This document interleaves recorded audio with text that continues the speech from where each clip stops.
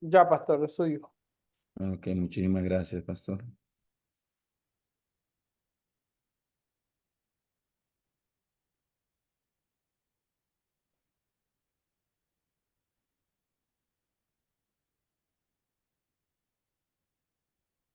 Bueno, continuamos con la clase de hoy acerca del libro de Segunda de Samuel. Vamos a orar, vamos a pedir la bendición de nuestro Dios. Padre bendito que está en el cielo, le damos gracias por ser tan bueno y maravilloso con nosotros.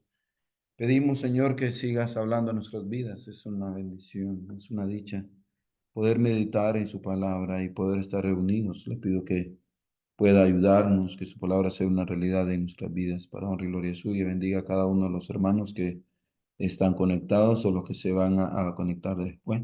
Que sea usted obrando en nuestras vidas, Señor Jesucristo, mi Dios. Amén y amén. Muy bien, vamos a continuar entonces hablando acerca de los libros de Samuel. Eh, Aquí encontramos Esdras 13, 11. Estamos en segunda de Samuel. Dice, te di rey en mi furor y te lo quité en mi ira. Oseas 13:11. Los libros de primera y segunda Samuel nos dan el origen del reino. Los dos libros de Samuel fueron clasificados como una sola obra en el canon judío. Ellos constituyen los dos primeros de cuatro libros de los reyes de la Vulgata latina. El nombre de Samuel es identificado con estos primeros dos libros históricos, no porque él fue el autor, sino a causa de que su historia ocurre primero y es muy sobresaliente. Él ungió como rey a Saúl y a David. Samuel es considerado como el autor perdón, Samuel es considerado como el autor hasta el capítulo 25 del primer libro de Samuel. Su muerte, Natán y Gad completaron la obra. Primera de Crónicas 29:29. Vamos a ver qué nos dice. Primera de Crónicas 29:29.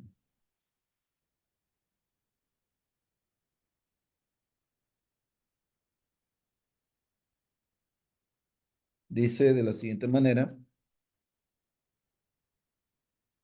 Y los hechos del rey David, primero y postrero, están escritos en el libro de las crónicas de Samuel, vidente, en las crónicas del profeta Natán y en las crónicas de Gad, vidente. Vamos a ver algunos distintivos.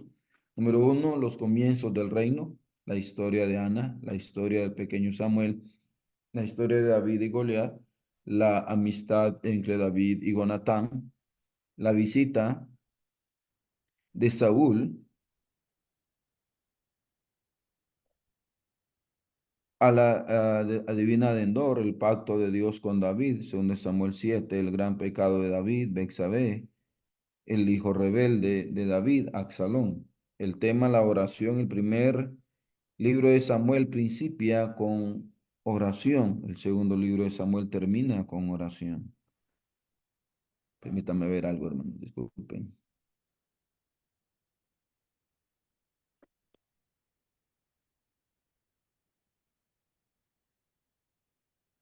El reino, el cambio de gobierno de una teocracia a un reino, el pacto de Dios con David. El profeta inició el pacto, eh,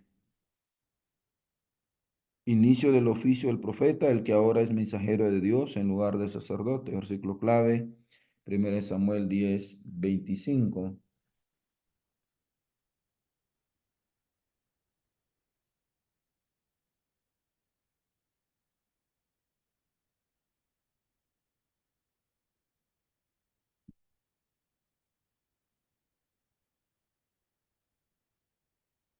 1 Samuel 10:25, Samuel recitó luego al pueblo de las leyes del reino y los escribió en un libro, el cual guardó delante de Jehová.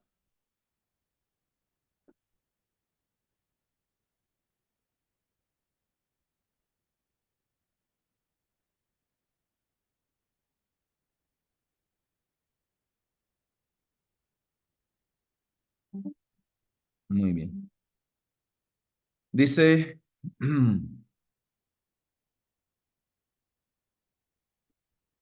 este, tenemos Bueno, continuamos ahí. Observaciones.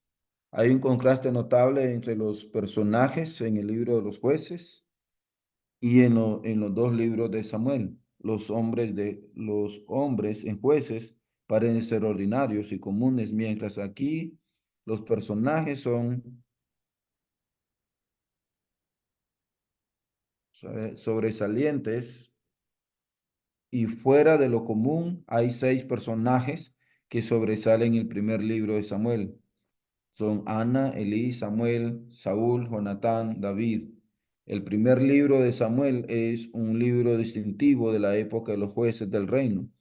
Pueden anotar ahí, por favor, esto que acabo de leer ahorita. Hay seis personajes que sobresalen en el libro de Samuel, que son Ana, Elí, Samuel, Saúl, Jonatán y David. El primer libro de Samuel es un libro transitivo de la época de los jueces al reino. Hasta cierto punto, el reino simboliza el venidero reino milenial. Hay ciertas profundas lecciones globales para nosotros en el establecimiento del reino. El mundo necesita un rey con poder, uno que ejerce su poder con rectitud, un rey que dependerá completamente de Dios y uno a quien se puede confiar con poder, un rey que está en total obediencia a Dios. Capítulos y versículos dignos de recordarse. 1 Samuel 15:22, palabras de Samuel en cuanto a la obediencia. 1 Samuel 25:29, palabra de Abigail en cuanto a la relación con Dios. 2 Samuel 3:33, epitafio de Ángel. 2 Samuel 7, pacto de Dios con David. Observe los siete verbos en tiempo futuro. Segunda de Samuel 18:33, dolor de David por Absalón. Segunda de Samuel 22, canto de alabanza de David. Salmo 18. Segunda de Samuel 24:24, reproche de David contra una religión barata. Segunda de Samuel, vemos un comentario, el libro de Segunda de Samuel, continúa el mensaje de Primera de Samuel.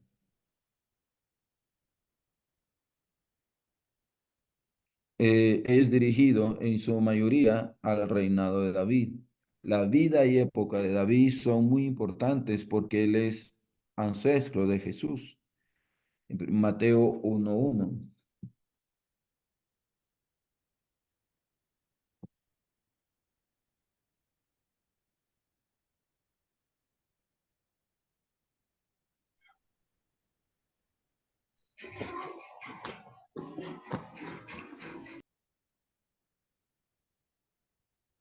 Mateo 1:1 dice, libro de la genealogía de Jesucristo, hijo de David, hijo de Abraham.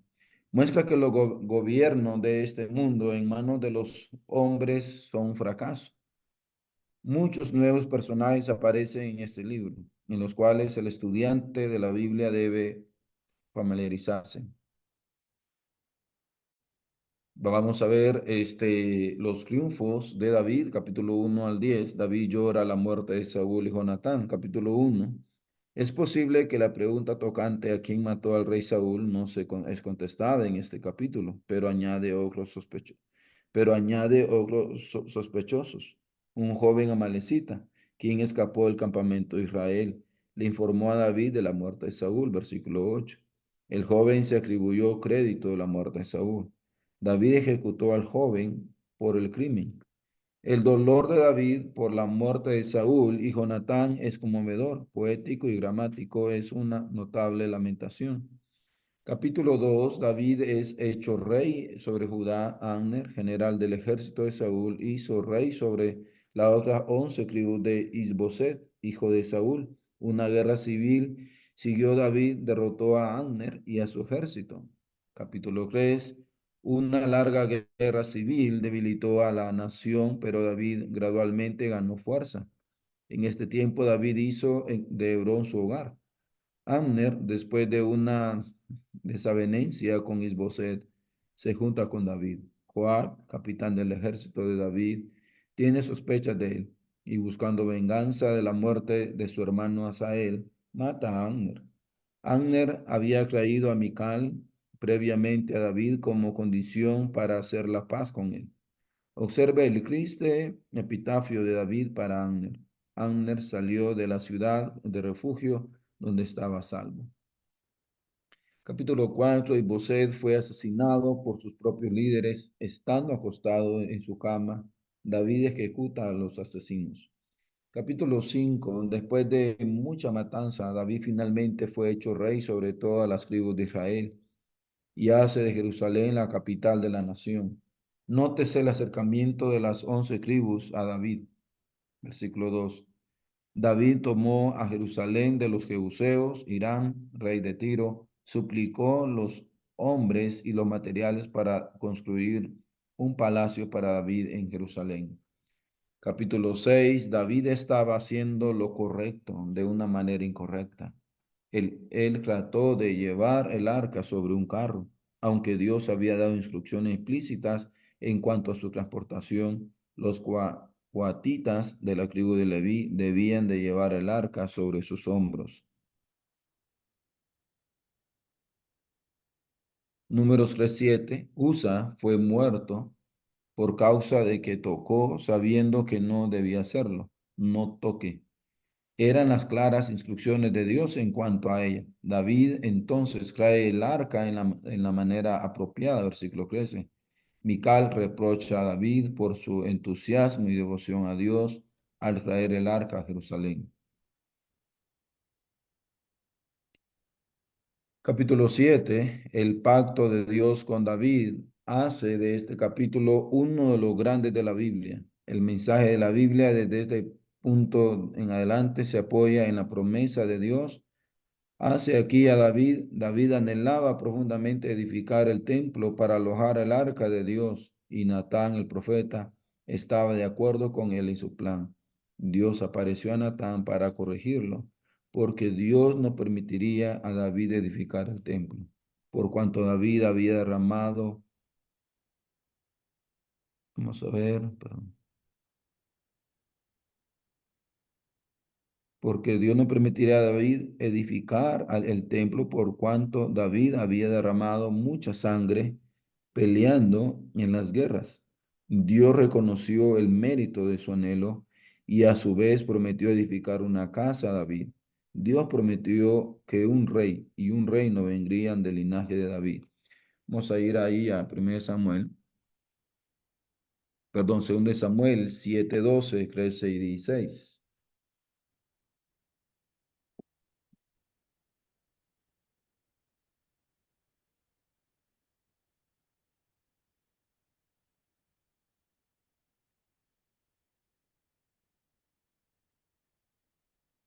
Según de Samuel 7, 12, 13 y 16. Y cuando tus días sean cumplidos y duermas con tus padres, yo levantaré después de ti a uno de tu linaje, el cual procederá de tus entrañas, y afirmaré su reino. Y edificará casa a mi nombre, y yo afirmaré para siempre el trono de su reino.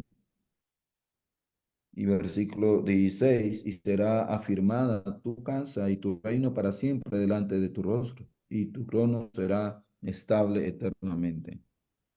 El versículo 14 no solo se refiere a Salomón, sino también a Cristo. Alana porque no tiene visa. Alana porque no tiene tampoco, no. Rome menos Alana. Elisa puede poner Oh, ahí entonces el va. micrófono. Puede Sí, Cristina. Sí. Clovis, Ari. Todo va a estar esta semana que Arte Telemundo no se lo pueden, no se lo pueden perder. Elisa, este, ¿puede apagar el micrófono? El versículo 14 no solo se refiere a Salomón, sino también a Cristo. Por nosotros lo hizo pecado. El obispo Orsiley lo traduce de la manera siguiente: cuando la culpa sea cargada sobre él, yo le castigaré con vara de hombres. Dios confirmó eso con un juramento. Salmos 89, 34, 37. David comprendió que un rey nacería en su linaje, el cual sería más que hombre. El obispo Osley traduce el versículo 19 así: Oh Señor Dios, tú has hablado de la casa de tu siervo de un lejano porvenir y me has incluido en el plan acerca del hombre que vendrá de arriba. Oh Dios Jehová, los profetas del Antiguo Testamento basaron el reino sobre esta promesa. Jeremías 23:5. Pueden escribir, por favor, en sus notas esta expresión. Los profetas del Antiguo Testamento basaron el reino sobre esta promesa de Jeremías 23:5, la cual dice de la siguiente manera. Jeremías 23:5, y aquí que vienen días, dice Jehová, en que levantaré a David renuevo justo y reinarán como rey, el cual será dichoso y hará juicio y justicia en la tierra.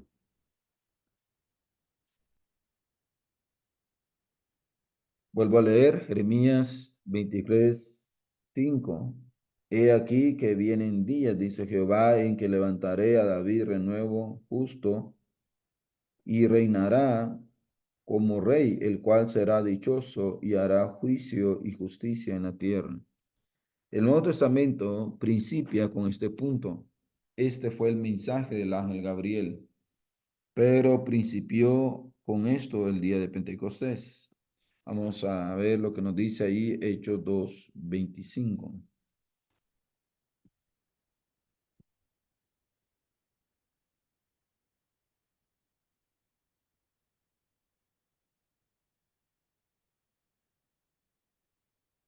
Hechos 2:25 al 31 dice, dice él, porque David dice de él, veía al Señor siempre delante de mí, porque está a mi diestra, no seré conmovido, por lo cual mi corazón se alegró y se gozó mi lengua, y aún mi carne descansará en esperanza, porque no dejarás mi alma en el Hades, ni permitirás que tu santo vea corrupción. Me hiciste conocer los caminos de la vida, me llenarás de gozo en tu presencia. Varones, hermanos, se os puede decir libremente el patriarca David, que murió y fue sepultado, y su sepulcro está con nosotros hasta el día de hoy. Pero siendo profeta y sabiendo que con juramento Dios le había jurado que de su descendencia, en cuanto a la carne, levantaría al Cristo para que se sentase en su trono. Viéndolo antes, habló de la resurrección de Cristo, que su alma no fue dejada en el Hades, ni su carne vio corrupción. Pablo principió con esto en Romanos 1:3. Es impresionante, amados hermanos, las veces, ¿verdad? De que ¿cómo se llama? En el Nuevo Testamento se usan ¿cómo se llama? Varios versículos del Antiguo Testamento para hacer recalcar el cumplimiento de las profecías y siempre también al igual para darle el crédito debido al Señor Jesucristo, a Dios mismo y no el autor que estaba hablando en ese momento. Romanos capítulo 1, versículo 3 nos dice de la siguiente manera: acerca de su Hijo, nuestro Señor Jesucristo, que era del linaje de David según la carne, haciendo mención, ¿verdad?, de la genealogía de David, que iba de ahí, ¿verdad?, vino el Salvador, nuestro Señor Jesucristo. El Nuevo Testamento termina con esto, Apocalipsis 22:16. Apocalipsis 22:16.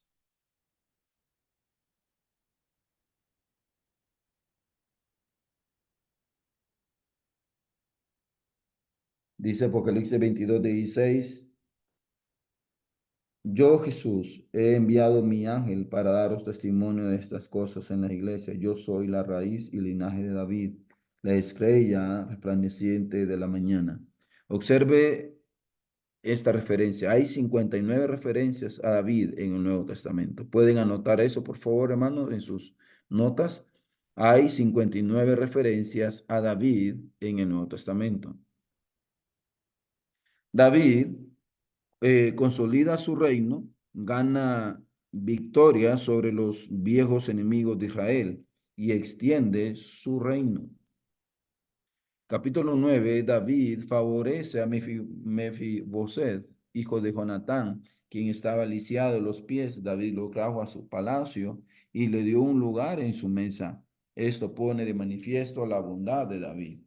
Capítulo 10, David derrota a los amonitas y a los sirios para vengarse del agravio que sufrieron sus mensajeros cuando los envió a Anún, rey de Amón. Vamos a ver los problemas de David del capítulo 11 al 24. Capítulo 11. Los dos grandes pecados de David fueron cometidos cuando David se quedó en Jerusalén en lugar de estar con su ejército donde debía haber estado. David primero adulteró con Bexabé, luego conspiró el asesinato de Urías, el esposo de ella. David pensó que se había librado de esto, pero no sucedió así. Capítulo 12, Natán enfrenta a David con sus pecados y David se arrepiente. Natán aplica la parábola de la corderita al pecado de David. Natán pronuncia el juicio de Dios sobre David y David reconoce su pecado. David tiene que aprender que todo lo que el hombre se sembrare, eso también se hará. Salomón es el segundo hijo que le es nacido a Bexabé. Tamar, hija de David y hermana de Absalón, es violada por Amnón, otro hijo de David. David no hizo nada en cuanto a la violación.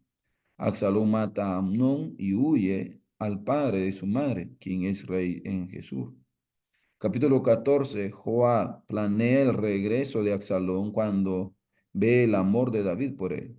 A Absalón le es permitido regresar, pero David rehúsa verlo. Por fin David lo recibe. Capítulo 15. Absalón encabeza una rebelión contra David después de ganar el afecto de Israel. David es obligado a salir de Jerusalén. David rehúsa llevar con él el arca como una superstición o como un talismán de buena suerte. Quizá David salió para prevenir derramamiento de sangre y la muerte de Absalón. Capítulo 6, David, sirviendo a Mefiboset, traiciona a su amo y engaña a David. Simei, uno de los de la casa de Saúl, maldice a David. Y sin embargo, David impide que Abisai lo mate. Absalón toma a Jerusalén. Capítulo 17. Los consejeros de Absalón, Ahitofel y Usai, están en desacuerdo en cuanto al ataque contra David. Usai razona que David y sus hombres son veteranos en el campo de batalla y que Absalón no podrá con ellos. Capítulo 18. El pueblo rehúsa dejar a David salir a la batalla. David revela su tierno amor por Absalón, pidiendo a todos sus capitanes proteger la vida de su hijo. Absalón es matado por Joab en la batalla. El profundo dolor de David en la muerte de Absalón produce una obra maestra de duelo. Capítulo 19. David regresa a Jerusalén y es restaurado a su trono después de que Joab le reproche por su profundo dolor por Absalón. Es obvio que Absalón era el hijo favorito de David y su elegido para sucederle al trono. David era un gran rey, pero un padre mediocre. David perdona la vida de Simei. Capítulo 20. Seba, Benjamita, encabeza una sublevación contra David, la cual fue reprimida por Joab después que mató a Amasa, quien no manifestó ninguna inclinación por reprimir la rebelión. Capítulo 21. 3 años de hambre llegan como un juicio sobre la nación a causa del celo de Saúl en matar a los Gabaonitas, con los cuales Josué había hecho un pacto de paz. David continúa luchando contra los filisteos. Capítulo 22, este es el capítulo de liberación de David después de que Dios lo libró de todos sus enemigos. Es lo mismo que el capítulo 18. Parece ser una razonable posibilidad que David haya escrito el Salmo 23 en este tiempo. Capítulo 23, estas son las últimas palabras de David. El versículo 5 refleja la esperanza de David. Los valientes de David son nombrados. Estos son los hombres que llegaron a David durante los días de su exclusión. Ellos hicieron hazañas para Dios e hicieron proezas intrépidas más allá de las expectativas de David. Hay una mancha en el escudo de armas de David, pues Urías Eteo era uno de sus valientes. David comete otro pecado al hacer un censo. Ya para este entonces, él debería de confiar en Dios en lugar de confiar en números. Dios promueve, castiga, Dios, perdón, nuevamente castiga a David, pero le permite escoger su castigo. David se echa sobre la misericordia de Dios. Dios envió una Palestina, una pestilencia. David compra la era de Arauna para edificar en ella un altar. La indisposición de David en aceptarla como regalo revela su profunda dedicación y devoción. Ezequiel 21:27 dice, arruina, arruina, arruina, lo reduciré, y esto no será más, hasta que venga aquel cuyo es el derecho y yo le entregaré. He aquí, para, he aquí que para justicia reinará un rey y príncipes presidirán en juicio. Isaías 32:1. El bosquejo lo encontramos, primer punto, los triunfos de David, segundo punto, los problemas de David, lo que estuvimos ahorita, ¿verdad? Viendo. Entonces, ahí quedamos, amados hermanos, en el estudio de Segunda de Samuel. Con el favor de Dios, continuamos, ¿verdad? Más adelante con una síntesis del Antiguo Testamento. Dios les bendiga.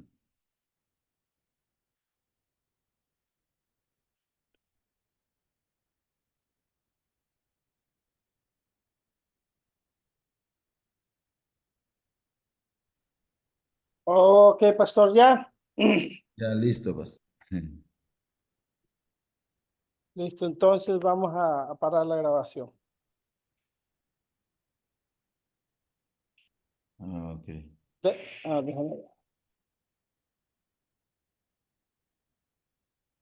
ver.